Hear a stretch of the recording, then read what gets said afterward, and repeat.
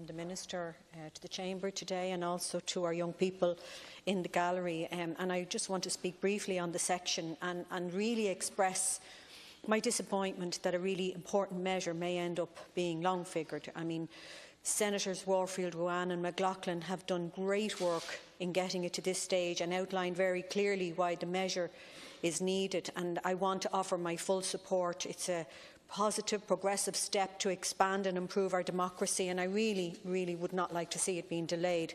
When we debated this issue in March 2017, it was agreed that the bill would be paused for 9 months to allow senators and parties more time to deliberate on it.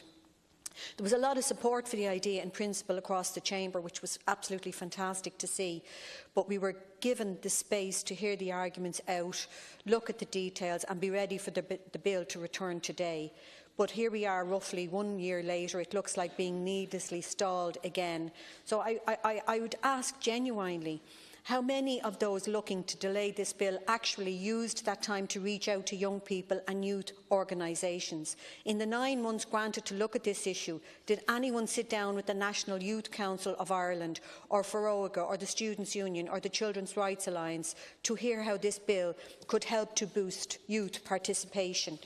We owe it to young people to take this issue seriously, and I'm really urging my colleagues across the House not to delay and cynically kick this to touch until after the next local elections. This proposal was discussed at Oireachtas committees as far back as 2010, and the Constitutional Convention debated and supported it in 2016. That's why the bill is before us today, because it's already had years of discussion, and I'm really urging colleagues to support it. I appeal especially to the Fianna Fáil senators to support this bill.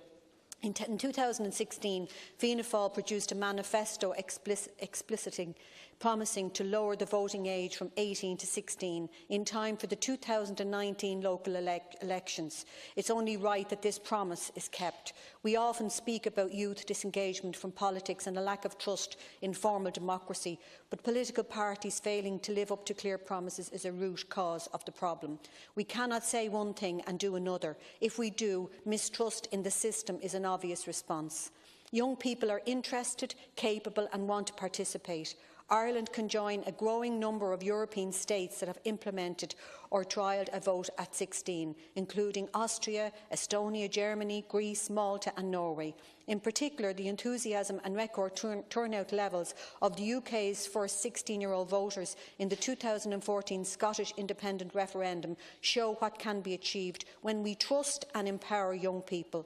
In response, the European Parliament officially backed vote at 16 for the first time and urged Member States to consider it for the 2019 European elections. So we have the opportunity to do this now, to be ready for 2019 and to see young people across Ireland voting in local and European elections. I'm urging colleagues to really support this legislation going forward. Gurmil Mahakut.